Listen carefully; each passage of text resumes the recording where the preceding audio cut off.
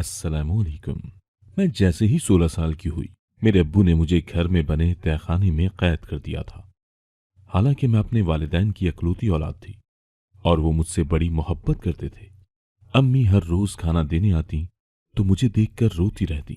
खाना खाकर मुझे सुकून आ जाता और मैं सो जाती। लेकिन जब सोकर उठती तो सर भारी भारी सा महसूस होता और मेरे कपड़ों और हाथों पर घी के निशान लगे होते। मुझे अम्मी पर शक हुआ। एक दिन खाना न खाया और सोने का नाटक करने लगी। अभी 5 मिनट ही गुजरे होंगे कि मैंने आज खास फरमाइश करके अम्मी से चावल बनवाए थे। मैं चावलों पर रायता और सलाद डालकर खाने ही लगी कि मेरे अब्बू बड़ी तेजी से चलते हुए मेरे पास आए और मेरी प्लेट पर हाथ मारकर सारे चावल गिरा दिए। मैं शशदर रह गई। अब्बू ने मुझे कलाई से पकड़ा और घसीटते हुए अपने साथ घर के तहखाने में ले गए और मुझे वहां फेंक कर बाहर से दरवाजा बंद करके चले गए। मैं बेयकीनी की कैफियत में बैठी हुई थी। रोना भी नहीं आया, जबकि मुझे अम्मी के रोने की घुटी घुटी सी आवाज आ रही थी। अब्बू ने मेरे साथ ऐसा क्यों किया था? मैं तो अपने वालिदैन की इकलौती और लाडली तरीन औलाद थी। अब्बू कहते थे कि कनीजा मेरी आंखों की रोशनी है। जब मुझे ये नजर नहीं आती तो मेरी दुनिया में अंधेरा हो जाता है। अब्बू ने अपनी रोशनी को ही अंधेरे में कैद कर दिया था। जब मगरिब की अजान गूंजी तो मेरे दिल में उदासी उतरती गई और फिर उस उदासी पर गुस्सा हावी हो गया। मैं दरवाजा जोर जोर से पीटती गई, यहां तक कि हाथों की हथेलियां सुर्ख हो गई थीं। मेरी सदा किसी ने न सुनी और न ही मुझे कोई आवाज आई। मैं थक हार कर ढह सी गई थी जब मुझे तहखाने की कुंडी खुलने की आवाज आने लगी। मैं एकदम से खड़ी हो गई। अम्मी ने हाथों में पुलाव से भरी ट्रे पकड़ी हुई थी। वो मेरे सामने खाना रखकर बोली, बेटी कुछ खा लो, तुम दोपहर से भूखी हो। तुम्ही ने तो कहा था कि आज बड़े जोरों की भूख लगी है। मैंने अम्मी के चेहरे की तरफ देखा तो रो रो कर उनकी आंखें सुर्ख हो चुकी थी। मैं बोली, अम्मी खाना तो मैं तभी खाऊंगी जब अब्बू मुझसे मिलने आएंगे और मुझे मेरी गलती के मुतालिक बताकर मुझसे कहेंगे कि तुम इसी सजा की हकदार हो। अम्मी ने मुझसे वादा कर लिया कि वो अब्बू को अपने साथ लेकर आती हैं, लेकिन अब्बू ना आए। पुलाव पड़ा पड़ा ठंडा हो गया था। भूख इस कदर जोर पकड़ चुकी थी कि मैं पुलाव पर टूट पड़ी थी। मैंने खूब सैर होकर खाया था। पेट भर गया तो जिस्म और रूह में भी सुकून उतर आया था। मैं तहखाने में पड़े बिस्तर पर ढह गई। आंखों से आंसू निकल पड़े थे कि अब्बू ने न जाने कब से ये मंसूबाबंदी कर रखी थी, जो मेरे लिए बिस्तर लगाकर छोड़ गए थे। रोते रोते मेरी आंख लग गई थी। मैं जब बेदार हुई तो तहखाने में हल्की हल्की सी रोशनी छा गई थी। मैं समझ गई थी कि दिन चढ़ चुका है। मैं उठकर खड़ी हुई तो मैं ये देखकर हैरान रह गई थी कि मेरे कपड़ों पर और हाथों पर घी के निशानात लगे हुए थे। मैं फिक्रमंदी से कभी अपने हाथों को देखती तो कभी अपने कपड़ों को। इतने में तहखाने का दरवाजा खुलने लगा। अम्मी मेरे लिए खाना लाई थी। मैं भागकर अम्मी से लिपट गई। मैं अम्मी से शिकवे शिकायत करने लगी थी कि तहखाने में दिल बंद होता है, घबराहट होती है। अम्मी मुझे पुचकार कर बोली, तुम फिक्र न करो, तुम्हारे अब्बू का गुस्सा जैसे ही खत्म होगा मैं तुम्हें यहां से आजाद करवा कर ले जाऊंगी। मुझे तो ये बात ही समझ नहीं आ रही थी कि आखिर अब्बू को गुस्सा था किस बात पर। अम्मी ने खाना रखकर एक शॉपर खोला और बोली, ये साफ कपड़े पहनकर मैले कपड़े शॉपर में बांध कर रख देना, मैं आकर ले जाऊंगी। मैं तहखाने में बने डब्बी जितने वॉशरूम में गई और मुंह हाथ धोकर साफ सुथरा इस्त्रीशुदा लिबास पहन लिया। अम्मी की हमेशा से ही आदत थी कि वो मेरे कपड़े धोकर इस्त्री करके मेरी अलमारी में टांग दिया करती थी। मैं आराम से खाना खाकर फिर से बिस्तर पर लेट गई थी। मैं कम उम्र से लड़की थी, इसलिए मुझे ज्यादा परवाह नहीं थी कि मेरे वालिदैन ने मुझे इस तहखाने में क्यों बंद किया हुआ है। मैं मनमोजी सी थी, हर चीज में कोई ना कोई नया पहलू ढूंढ ही लेती थी। मैं आराम कर करके उठी और तहखाने में चल फिर कर चीजें देखने लगी थी। मुझे एक बैग नजर आया। जब मैंने वो बैग खोला तो मेरी खुशी की कोई इंतहा ही न रही कि वो तो तरह तरह के नॉवलों से भरा पड़ा था। ऐसा लगता था जैसे मेरे हाथ कारून का खजाना आ गया है। मैंने एक मोटे से नॉवल को उठाया और वर्क गर्दानी करने लगी थी। मुझे किस्से कहानियां पढ़ने का बहुत शौक था, मगर मेरी अम्मी को इन चीजों से सख्त नफरत थी। वो कहती थी कि नॉवल पढ़ने से लड़कियां बिगड़ जाती हैं।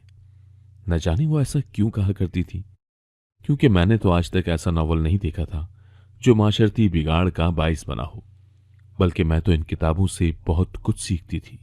थोड़ी देर बाद मुझे दरवाजा खुलने की आवाज आई, तो मैंने जल्दी से नॉवल अपनी गद्दे के नीचे छुपा दिया था, क्योंकि अगर अम्मी को भिनक भी पड़ जाती कि मैं यहां भी नॉवल पढ़ने लगी हूं, तो वो इस बैग को उठवाकर बाहर ही फेंक देती। अम्मी खाने की ट्रे और मेरे मैले कपड़े लेने आई थी। मैं सौती बन गई थी। अम्मी बड़ी देर मुझे हसरत से देखती रही थी, फिर मेरे सर पर हाथ फेर कर चली गई। मेरी कम उम्री ने मुझ पर तहखाने की कैद और बंदिश को भी हल्का फुल्का सा बना दिया था। मुझे सिर्फ और सिर्फ अपने वालिदैन से बिछड़ने का गम था, मगर इस गम पर मेरा गुस्सा हावी था कि अब्बू मुझे क्यों बंद कर गए और अम्मी मुझे छुड़वाने में नाकाम क्यों रह गई हैं। इसके अलावा एक और बात की भी खुशी थी, वो ये कि मेरे स्कूल में दिसंबर के टेस्ट चल रहे थे। मेरी तैयारी बिल्कुल जीरो थी। अगर रिजल्ट बुरा आ जाता तो अब्बू बहुत खफा होते। अब कोर्स की किताबों से जान छूट गई थी। मैं तो अपनी मनपसंद किताब पढ़ने लगी थी। मुझे दिन रात का कोई हिसाब ही न रहा था। अम्मी रात का खाना दे जाती तो मैं खाना खाकर फौरन ही सो जाती थी। सुबह उठती तो मेरे कपड़ों पर घी के निशानात लगे होते। मैं घबरा जाती कि आखिर ये घी कहां से आता है और ये मेरे हाथों और कपड़ों पर क्यों लग जाता है। मैंने अम्मी से पूछा कि अब्बू का गुस्सा उतरा कि नहीं। अम्मी रोने लगी और बोली, वो तो तुम्हारा नाम भी सुनना नहीं चाहते। न जाने तुमसे ऐसी कौन सी गलती सरजद हो गई है। मैं भी रोने लगी थी। फिर मैंने अम्मी को बताया कि हर सुबह मेरे कपड़ों और हाथों पर घी के निशानात लगे होते हैं। अम्मी घबरा गई और बोली, दिखाओ कहां लगे हैं। मैंने अपने हाथ अम्मी के सामने कर दिए तो वो बड़ी परेशान हो गई। उन्होंने आयतल कुर्सी पढ़कर मुझ पर दम कर दी थी और मुझे भी ताकीद की थी कि सारा दिन अल्लाह का जिक्र करती रहा करूं। फिर वो मुझे तसल्ली देकर चली गई कि मैं तुम्हारे अब्बू से बात करती हूं। अम्मी चली गई तो मुझे भी घबराहट महसूस होने लगी थी। अम्मी मुझे आयतल कुर्सी पढ़ने का क्यों कह कर गई थी? कहीं यह तहखाना आसिफ सदा तो नहीं था? फिर मैंने खुद ही इस ख्याल को झटक दिया था, क्योंकि मुझे यहां आए हुए कम से कम 10 दिन तो हो चुके थे, मगर आज तक मुझे ऐसी कोई चीज नजर नहीं आई थी जिससे मुझे डर लगता। हमारा तहखाना लंबाई के रुख बड़ा लंबा था, जैसे अक्सर बरामदे हुआ करते हैं। मैं चल फिरकर चीजें देखने लगी तो मुझे फूल की पत्तियां नजर आईं, जो कि बिल्कुल तरोताजा थी, जैसे 1 या 2 दिन पुरानी हो। लेकिन वहां वो पत्तियां आई कैसे थीं? मैंने सर झटक दिया, लेकिन सर झटकने से ख्यालात तो झटके नहीं जाते ना। मुझे रह रहकर उन पत्तियों की फिक्र हो रही थी कि वो कहां से आती हैं। अब मेरा दिल नॉवल में भी नहीं लगता था, लेकिन फिर मैंने खुद को समझा लिया कि जब अम्मी आएंगी तो उनसे पूछ लूंगी। रात का खाना अम्मी देकर चली गई तो मैं भी सो गई थी। मैं बड़ी गहरी नींद सो रही थी जब मुझे महसूस हुआ कि कोई मुझे घसीट रहा है। मेरे दोनों बाजू किसी की मजबूत गिरफ्त में थे और मैं घिसटती चली जा रही थी। मैं हड़बड़ाकर उठ बैठी तो मैंने खुद को अपने बिस्तर पर ही पाया था।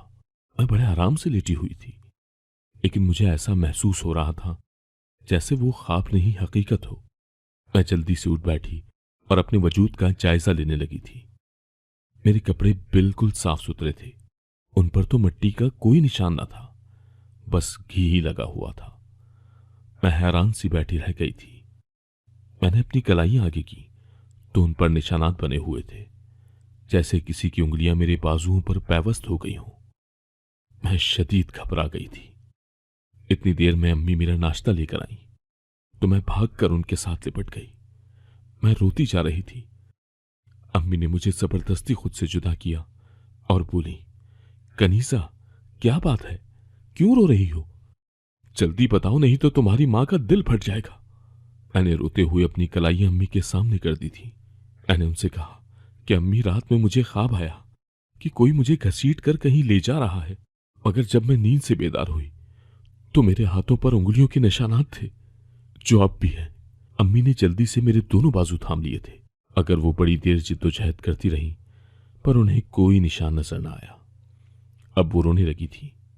वो बोली कि इस तन्हाई में रह रहकर मेरी बच्ची जहनी मरीजा बन जाएगी। मैं तुम्हें कैद खाने में नहीं रहने दूंगी। तुम चलो मेरे साथ। फिर तुम्हारा बाप अगर मुझे तलाक देता है तो 100 बार दे। मैं अपनी बच्ची पर यह जुल्म बर्दाश्त नहीं कर सकती। मैंने अपना हाथ अम्मी के हाथ से छुड़वा लिया था। मैंने नफी में सर हिला दिया। मैंने कहा, अम्मी, आपको तलाक हो गई तो मैं कहीं की नहीं रहूंगी। मुझे अपने बाप और मां दोनों के साथ रहना है। मुझे यकीन है एक न एक दिन तो मेरे बाप का गुस्सा खत्म हो ही जाएगा। अम्मी चली गई थी, जबकि मैं अपना सर हाथों में थाम कर बैठ गई थी। अब एहसास होने लगा था कि ये तहखाना कोई लग्जरी नहीं बल्कि कैद है, सजा है। मैं सारा दिन रोती रही थी। अगर फिर एक इंसान रो भी कितना सकता है। मैंने अपना ध्यान बदलने के लिए बैग से एक नई किताब निकाल ली थी। अगर अब मेरा दिल किताबों में भी नहीं लगता था। यूं ही सारा दिन गुजर गया था और रात छा गई थी। रात हुई तो मुझे फिर से महसूस हुआ कि कोई मुझे घसीट रहा है। फिर मुझ पर फूलों की बरसात होने लगी। फूल की पत्ती मेरे माथे पर आकर लगी तो मैं हड़बड़ाकर उठ बैठी थी। लेकिन मेरे इर्द गिर्द कुछ भी नहीं था। मैं थी और मेरा बिस्तर था। अगर मेरी कलाइयां गवाह थी कि मुझे सच में घसीटा गया है। अम्मी आई थी नाश्ता देने के लिए। मैं उनके सामने अपने घी से भरे हुए हाथ करके बोली, अम्मी, ये घी कहां से आता है? मेरे कपड़े देखें, इस घी की चिकनाहट से दागदार हो गए हैं। अम्मी ने मेरे हाथ पकड़े, फिर मेरा हाथ पकड़कर अपने सर पर रखकर बोली, तू खा अपनी मां के सर की कसम कि तुम्हें सचमुच अपने हाथों और कपड़ों पर घी नजर आता है। मुझे तो घी का कोई निशान नजर नहीं आता। मुझे तो लगता है कि तुमने इस तहखाने से निकलने के लिए ये ढोंग रचाना शुरू कर दिया है। मैं ठहर सी गई थी। मुझे वो सब क्यों नजर आता था जिसका कोई वजूद ही नहीं था? क्या मैं इस तन्हाई में रह रहकर पागल हो गई थी? मेरे अब्बू ने सारी जिंदगी लाड उठा उठाकर अब मुझे ये कैद तन्हाई क्यों सुना दी थी? शाम में अम्मी खाना रखकर चली गई थी, लेकिन खाने की तरफ देखने को भी दिल नहीं चाह रहा था। मैं बस खामोश आंसू बहाती जा रही थी, सिसकती जा रही थी। मैंने अल्लाह को पुकारा था, क्योंकि वही तो बेहतरीन मददगार है। जहां पर इंसान बेबस हो जाता है, वहीं से तो अल्लाह अपना असल करम शुरू करता है। मैं बड़ी देर तक अल्लाह के साथ हम कलाम रही थी। फिर मुझे ऐसा महसूस होने लगा जैसे कोई तहखाने का दरवाजा खोल रहा है। एक लम्हे के लिए मेरा दिल डर की वजह से कांप उठा था। मैं खुद को पुरसुकून रखने की कोशिश कर रही थी। फिर मैं जल्दी जल्दी लेट गई थी। मैंने आंखें मूंद ली। मैं देखना चाहती थी कि मेरे ख्वाब की हकीकत क्या है। दरवाजा खुला तो मैंने नीम आंखों से देखा तो अब्बू और अम्मी मेरे सामने खड़े थे। अब्बू ने आगे बढ़कर मुझे उठा लिया था। फिर वो मुझे तहखाने की दूसरी जानिब ले गए थे। उन्होंने मुझे एक दीवार के सहारे से बिठा दिया था। फिर दाएं जानिब रुख किया और ये देखकर मेरी हैरत की इंतहा न रही कि वहां एक खुफिया दरवाजा भी मौजूद था। अब्बू ने वो दरवाजा खोला तो चौक दर चौक बहुत से लोग तहखाने में दाखिल हो गए थे। मैं खौफ से कांप रही थी। ये क्या हो रहा था? मेरे अब्बू ये सब क्या कर रहे थे? आकर मेरे सामने हाथ जोड़कर बैठ चुके थे। पहले एक औरत आगे बढ़ी तो उसने मुझ पर फूलों की पत्तियां बरसाना शुरू कर दी थी। ये सब मुझसे बर्दाश्त नहीं हो रहा था और फिर मैंने आंखें खोल दी। मैंने जैसे ही आंखें खोली वो सब लरस गए थे। फिर देखते ही देखते सारा हुजूम मुंतशिर हो गया था। तहखाने में फकत हम 3 लोग रह गए थे, अब्बू, अम्मी और मैं उठकर अब्बू के पास गई और बोली, अब्बू, मुझसे क्या खता हुई थी? आपने मुझसे मेरे किस जुर्म का बदला लिया है? अब्बू मुझे हैरत से तकते रहे थे। वो बोले, तुमने आंखें कैसे खोल ली? तुम तो कामिल हो चुकी थी। फिर अब्बू अम्मी से मुखातिब हुए और बोले, ये क्या माजरा है साहिदा? मुझे कुछ समझ नहीं आ रहा। अब्बू की आवाज में शिकस्त खुर्दगी सी थी। अम्मी बहुत ज्यादा डरी हुई थी। वो बोली, कमाल, तुम्हें इस पूरी दुनिया में सबसे ज्यादा मोहब्बत किससे है? मैं जानती हूं तुम्हें ये मोहब्बत सिर्फ और सिर्फ कनीजा से है। इसके सिवा तुम्हें कुछ नजर ही नहीं आता। बस फिर खुदा इंसान को उसी चीज से आजमाता है ना, जिसे वो सबसे ज्यादा अजीज रखता हो। तुम पर भी अल्लाह ने यह आजमाइश सिर्फ इसीलिए डाली है ताकि तुम जांचे जाओ कि तुम अल्लाह से कितनी मोहब्बत करते हो। तुम छोड़ दो कनीजा को और मेरे साथ चलो। यकीनन कनीजा इस वक्त बहुत बेहतर जगह पर है। अम्मी की बात सुनकर मैं चिल्लाने लगी थी। मैं बोली, नहीं अब्बू, ऐसा बिल्कुल भी नहीं है। मैं अच्छी जगह पर नहीं हूं। मेरा दम घुटता है इस तहखाने में। आप मुझे अपने साथ ले चलें।